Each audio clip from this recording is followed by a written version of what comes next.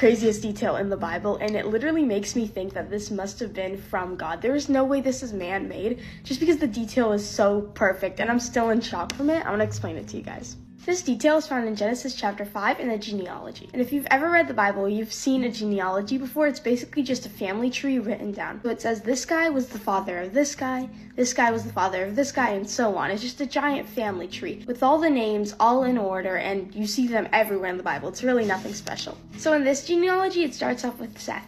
Seth was the father of Enosh. Enosh was the father of Kenan. Kenan was the father of Mahalalel. Mahalalel was the father of Jared. Jared was the father of Enoch, and so on and so forth. It just goes on and on for a few more lines. Just a normal genealogy, right?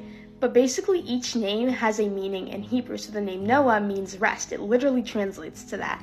The name Seth means man appointed. So just like our names could have meanings, their names literally have meanings in their language. It translates to that word. And knowing that, if we were to translate all these names in this whole genealogy into Hebrew, not altering anything, in the same order that they are shown here, it would come out to man appointed, mortal sorrow.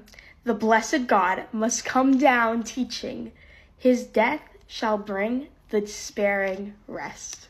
That sounds a whole lot like Jesus, doesn't it? That sounds like what Jesus did when he came down on earth. That's because it's a prediction of Jesus. Let's look at the three statements. First, man appointed mortal sorrow. God came down on earth, humbled himself, and became man. He was appointed this mortal sorrow of living on earth, having to deal with people who hated him. Second, it said, the blessed God must come down teaching. How can it be more obvious than that? God can't come down teaching. He's eternal. He lives like in heaven. No, he can't come down teaching, right? The only way he would do that is through a human, the human Jesus Christ. Then it says, his death shall bring the despairing rest. For me, that's just the cherry on top. That just proves this has to be about Jesus. His death shall bring the despairing rest. Jesus' death brings us rest from our sins, freedom, liberation.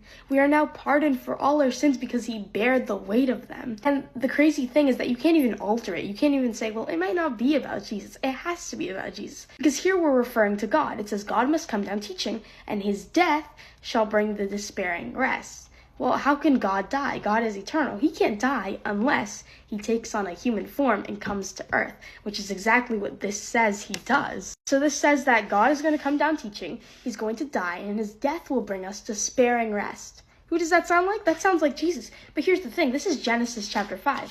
Genesis chapter 5 is literally like the first 2 pages of the Bible. This is where it is, right? This is where the first prediction of Jesus was made. Jesus was born around this time. Just so you guys can visualize it, this was that prediction in Genesis 5.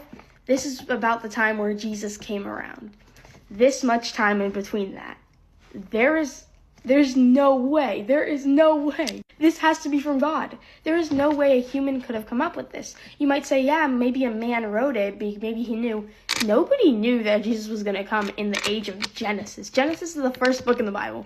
Nobody knew Jesus was going to come apart from the Father. He knew his plans. Nobody else knew his plans. You would start noticing people like realizing that Jesus was going to come, that there was going to be a Messiah in the ages of the prophets. The prophets are around like here. This is where the prophets are.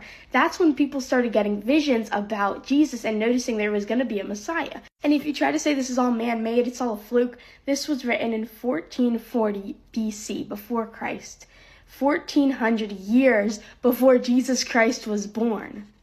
There was a prediction about him. Not just any like vague prediction that could kind of have some wiggle room in it. A literal prediction that God was going to come down on earth and die and bring us rest.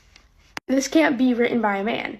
There's no way a man wrote that in 1440 BC, knowing that Jesus was going to come 1,000 years later. I don't think this was any coincidence. You guys can let me know what you think, but this has to be made by God. The Bible is perfect. The Bible, it could not be man-made. And the Bible was sent to us from God so that we could learn about him and get to know him. Have a great day.